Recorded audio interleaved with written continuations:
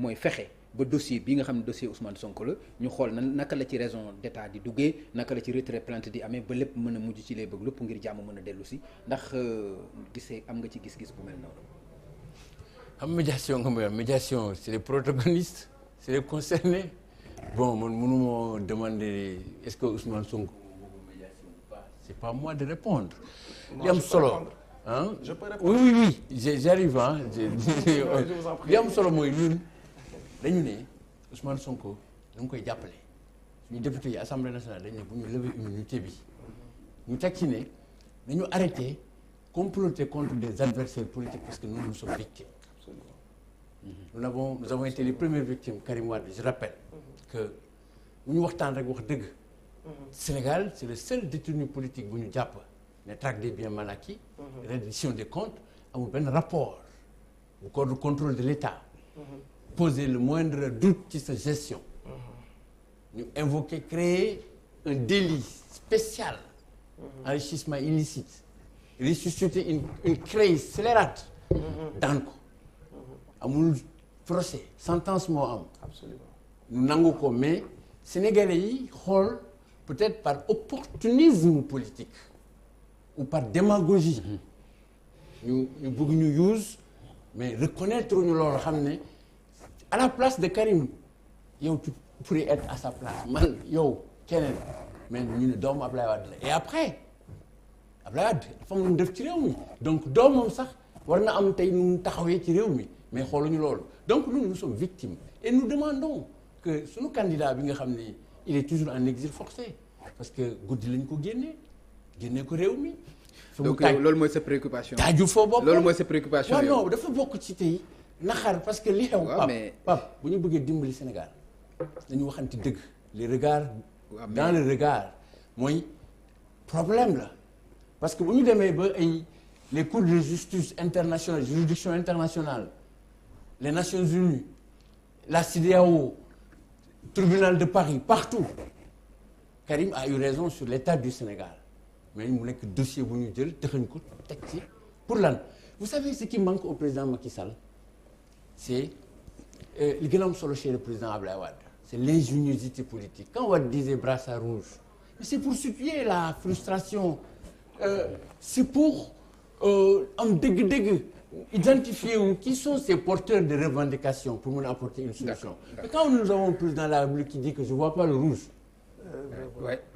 te moo ko wax d'accord nga baal ma Lamine s'il vous plaît parce que information bi ma leen jox pour mu gën a vérifier wu dañuy déglu maître Bamba Cissé bokk ci avocat yi nga xam ni mooy layal Ousmane Sonko mi ngi ci téléphone bi ak la régie maître ñi ngi lay nuyu. maa ngi lay fay Pape. maître lan nga ñu mën a wax ci xibaar bi ñu dégg ne am na ñenn ñu àndoon ak Ousmane Sonko ñu am ñoo xam ne ci garde à vue la ñu nekkoon ñu levé ko waaye Ousmane Sonko dafay wéy di des ci loxo takk der yi ndax dafa am mandat d'amener bu ñu ko war a yóbbu ci juge bi lan nga ñu mën a wax ci xibaar boobu.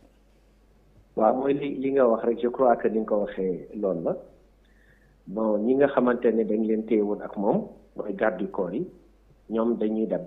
parce que garde à vue bi dañ ko lever mooy dossier trouble à l'ordre public bi ak participation à une manifestation interdite donc comme lever nañ ko ñoom dañuy dem mais xam nga Sonko li ko fa bàyyi mooy mandat d'amener bi juge d'instruction bi def mandat d'amener bu ñu la ko defee mooy képp ki nga xamante ni agent de la force publique la fu mu la fekk da lay téye présenter la au juge d'instruction donc loolu moo tax bi ñu ko présenter vendredi juge d'instruction bi renvoyé loolu la ñuy wax rek retour parquet la rek fi mu nekk ni mën nañ ne retour de parquet la nekk mu delluwaat au niveau de la gendarmerie di xaar pour ñu représenter waat ko au juge d'instruction demain matin donc il est toujours dans une sorte de détention parce que gisagul ba demee juge d'instruction bi wax ndax da koy bàyyi wala da koy téye.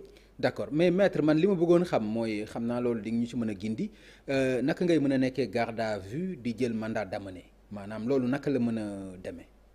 waaw procureur de la république moo jaxate yëf yi rek parce que dossier la boo xam ne nit dafa demoon. moom bu ko demandé woon duñ ko yóbbul Ousmane Sonko comme mi ngi ci seen ay loxo wala Sonko Ousmane dafa am loo xam ne nanguwul comparaître wala lan moo am parce que am na mandat bu ñu doon wax comparution ak yooyu. waaw xam nga fi mu nekkoon.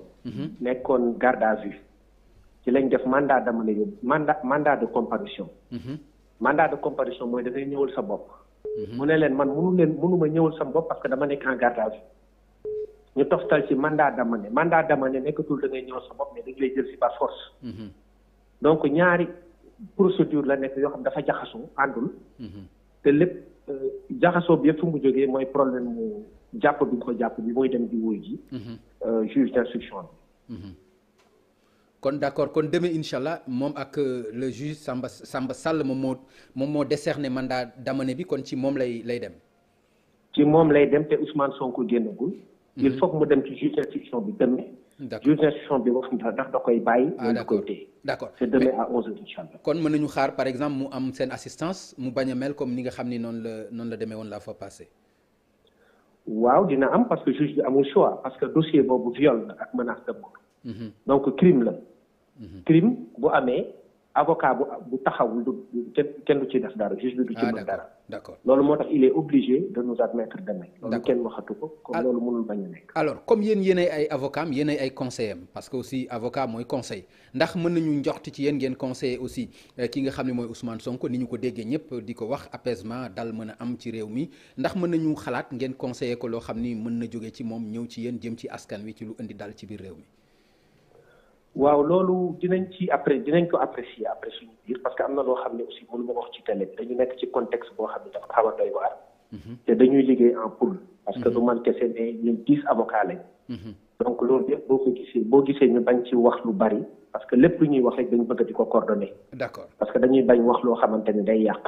ok moo tax dañuy préférer bàyyi ba diisoo rek doog a ci waxtaan. d'accord maître man laaj bu mujj rek xam naa ma libéré la mooy garde à vue bi levé nañ ko mais est-ce que mën nañu xam ndax toppeetuñ leen dara mooy ñi nga xam ni bàyyi nañu leen. déedéet. toppeetuñ leen dara déedéet du benn. ah du benn. bu ñu levé garde à vue. waaw. annulé wul procédure bi. ah d'accord maanaam levé nañ ko rek. mais yoon ba tey mu ngi seen kaw. à tout moment yoon mën na ko reprendre. levé garde à vue mooy. délai bi nga xamante ni defoon nañ ko jeex na.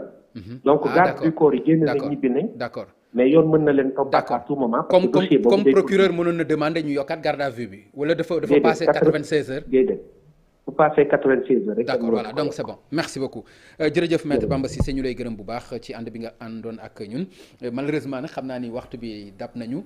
ci génn boobu nga xam ni ci information bi ñu jot ak maître Bamba Cissé jombul ci la ñuy war a tàggoo ma bàyyi la directeur bu fekkente ni am na loo bëgg aborder ci question yi ñu wax ak sa message lan lay doon. waaw sama message déjà message yu jàmm lay doon. message yu jàmm lay doon ndax jàmm denrée bu rare la. mais mooy denrée bi ëpp solo ci àdduna. ba nañ ba suñu diine sax jàmm la tudd. muy islam n'est-ce pas donc loolu dafa am importance. ba tax na damay lancer appel rek. à tous les acteurs. que ku nekk def introspection. et que buñ fi jógee aussi sénégalais yi ku nekk aussi nga def sa introspection boobu. parce que au-delà de ñun ñii les acteurs politiques même les familles dañu am responsabilité. parce que xale yi ci kër yi la ñuy nekk. nan la ñuy waxtaan ak ñoom est-ce que dañ leen di bàyyi ak portable bi tout le temps ñoom ñuy waxtaan ak portable bi. est-ce que xale yi tey bu ñu demee école. nan lañ leen di toppatoowee. ndax ñu ngi tabax ay nit. yan nit lañu. yan nit la ñuy tabax actuellement Sénégal pour le Sénégal de demain. nit yooyu nag il faut ñu gën a def ci ñoom ay valeurs. gën leen a encadrer. parce que de plus en plus avec des nouvelles technologies gis ngeen information day jóge fu nekk nit day nekk sax fële ca Asie. mel ni mu ngi Sénégal di wax di bind di influencer kay influencer ñen ñoo nekk ci ginnaawam. est-ce que amul lobby yu nekk ci ginnaawam c'est des questions qu'il faut se poser mais nañu gën a tabax doomu aadama. te tabax doomu aadama boobu moo téye Sénégal. loolu la kilifa diine yi tabax ci ñun. loolu la sunuy école daan tabax ci ñun nañ ci gën a góorgóorlu. message boobu lay wax di daanelee fenn rek. mooy ci ñi ñu jàpp. am nañ ci benn rak boo xamante ne jas la dëkk muy Ablaye Faye. ñu ngi koy ñaanal yàlla génne ko ci jàmm ñuy ñaanal également ñuy defal également yaayam ndax ñun jas particularité bi ñu am mooy ñun ñëpp mbokk lañ. ñun ñëpp mbokk lañ. balaa nga koy xam nga ñëw ci dëj yi wala ci xew yi dañuy teg malaan bi ku ñëw def li ngay def ku ñëw def li ngay def donc et à l'instar de jas Sénégal ñëpp benn bopp. loolu daal lay message boobu lay daanele. waaw di jégalu aussi bu dee am na benn moment wax bi xaw a kii tuuti. may sant ñëpp di sant sénégalais yi di la gërëm di gërëm waa TFM. jërëjëf Matar Seye waaw Pape Ngagne bon ma commencé nag par tooñ sama waa ji Lamine dama dégg mu ne Karim Wade mooy première victime je pense que su ma juumul Karim Idrissa Seck mooy première victime. yéen a ngi koy xëccoo waaw moom lañ fi njëkk topp si biir si adversité politique. waaw kan moo leen comploté woon boobu. beneen bi di rafetlu ñi nga xam ne bàyyi nañ leen ñu ñibbi. c'est déjà un premier geste. d'apaisement. et sama appel toujours si loolu la jëm appeler la classe politique sénégalaise ngeen xam ne moment bi ñu toll da ngeen am responsabilité bu rëy si réew. te ba may fàttali ñun 2019 élection yi jour élection xale yi toog si buntu kër Idrissa Seck di xaar mu joxe ordre pour ñu xeex mu génn jeunes yi jaar tout si turu leader yi il les a désignés nommément ne leen bu leen taal sama réew dem leen ngeen ñibbi ngeen tëddi. bu bëgg état d'esprit boobu. te xañ na bu xeexoon mun na si jëlee leneen mais état d'esprit boobu mu am mais jarul xeex nekk président de la république jarul taal réew. dama bëgg ñun aussi ñu am hauteur boobu ñun ñëpp am responsabilité bi. ba nga xam ne dinañ fexe waxtaan au Sénégal ñu génn si crise bi. voie de sortie yi bëri na wax nañ fi retrait plainte encore que loolu si ki déposé plainte dépendre kenn mënu ko forcer. mais en tout cas mun nañu waxtaan suñu biir ba génn si crise bi. bu ñu génn si crise bi ñu tirer leçon yi. pour ëllëg ñu tirer leçon yi mooy li ki doon wax ay état de droit yooyu yëpp ay waxtaan yu ñu mën a waxtaane ubbiwaat dialogue national bi. gën si waxtaan. merci beaucoup alors grand Lamine. ben merci man li muy mun wax daal ci problème Ousmane Sonko bi pour finir je pense que réew mi comme ni ma la ko waxee du politique bi rek je pense que la magistrature am nañu responsabilité bu rëy. ci lii au-delà de cette affaire ñoom ñu réfléchir ci comment ñu réconcilier rétablir la confiance bi Sénégalais yi war a am vis-à-vis de leur justice. c'est très important. beneen affaire bi docteur DG wax na ko je suis d'accord il y a un problème de citoyenneté. un problème de citoyenneté au Sénégal. te loolu peut-être dinañ gën a amaan jot ñu waxtaan ci. d'accord junjun na it problème formation politique c'est vrai. tey ñun les grands partis am nañu responsabilité par rapport à cette situation-là. Il y a une nouvelle attente une nouvelle aspiration je pense ñun suñu parti foofu lañ toll ci xalaat. naka la ñuy fexe ba tey jafe-jafe sénégalais yi ak situation monde bi nu mu dem ñu indi ay saafara ci loolu. pour daaneel man je pense nekkuma ci Idrissa Seck. wala tooñ rek voilà formation bi nag Moustapha suba juumul moo yor bu Pastef li ma bëgg formation sànq ba li ma bëgg préciser ko. te ñun ñëpp ñu war ci mun d'accord su ñu nekkee des hommes de bonne foi. mooy que ni démocratie bu normal état de droit bu viable. ci la ñuy topp laaj nit parce que suñu ne reddition des comptes c'est qui exerce ses responsabilités. donc te loolu du ci ay foog naa. d'accord dafa war a nekk ci. ay procédure ak ay chartes yi nga xam ne moom réew mi moo ko laal. merci mais Karim du loolu. merci du tribunal de droit commun du tribunal de droit commun. c'est bien de le préciser c'est un tribunal spécial. cynique. muy créé donc du ma comparer quoi. merci beaucoup jërëjëf Lamine merci. waaw Papa Ngagne dama lay gërëm sama xarit yi ma dafay tolloo bokkoon plateau bi di ñaan dal ci réew mi di defaat un appel à l'endroit du président de la République ne ko na wax ak Sénégalais yi pour moins que ça président de la République française génn na wax ak français pour moins que ça président États-Unis génn na wax ak pour moins que ça d'autres présidents génn nañu wax mais ay doomi sénégalais lu tolloog fukk baa lu ko ëpp daanu ci ay manifestation ñu rey leen ak ay bal président ba léegi waxul loolu lu nit ñëpp war a ñaawlu la président na taxaw wax ak sénégalais yi wax leen ne juum ñi mu àndal affaire yi arrêté nañ ko fii na toog waxtaan ak nit ñi nag te nag lépp loo xam ne xokkatal homme politique yi na ko teg ci suuf mandat de dépôt automatique nañ ko teg ci suuf on a des Abbas Fall ak Birame Souleye Diop mais ñi ngi rëbës fi mu nekk nii ci loo xam ne ba léegi kenn tax tegugul ci taabal ji Guy Marius Sagna Clédor Sène Assane Diouf et d'autres également te kenn tegul ci kaw taabal ji loo xam ne luñ leen di reprocher la mandat de dépôt exception la war a nekk dans un état de droit. d'accord tant que yow xalaatuñu ne war nañ laa yóbbu firndeel ne war nañ laa yóbbu nañ la bàyyi nga libre. voilà Abbas Fall. Birame Souleye Birame Souleye Clédor Guy Marius Assane Diouf defuñu dara fee ñu nekk ne nañ leen bàyyi président Ousmane Sonko nag dafa di espoiru askanu Sénégal. moo tax askanu Sénégal du bàyyi ñu koy faagaagal.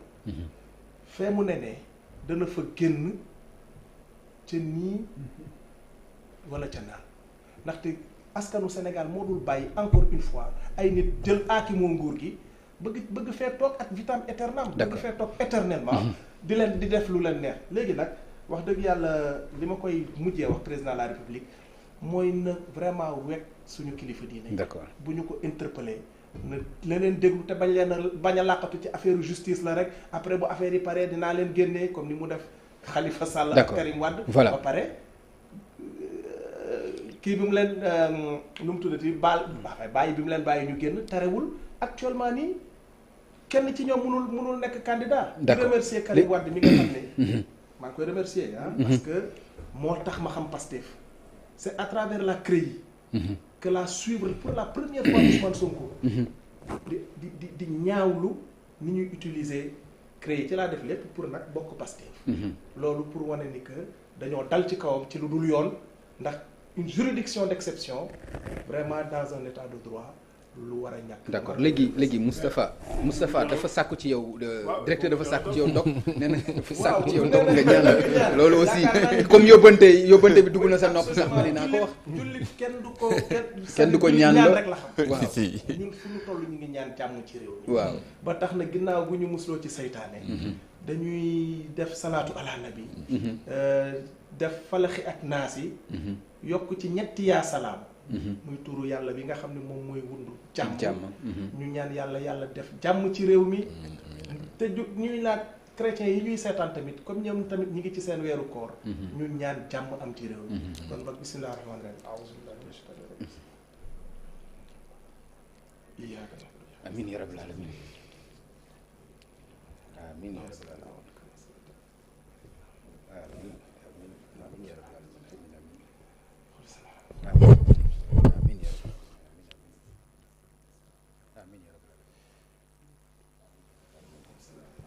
amiin yaa rabbal aalamiin amiin yaa rabbal aalamiin amiin jërëjëf alors ñuy gërëm régie bi ni ñu jàppee ci émission bi waaye di gërëm itam Chérif Dia ni mu coordonné émission bi ñu ngi koy gërëm bu baax sonn na ci trop Chérif ñu leen di jox rendez-vous incha allah ci beneen jotaay bu ci àllande jërë ngeen jëf.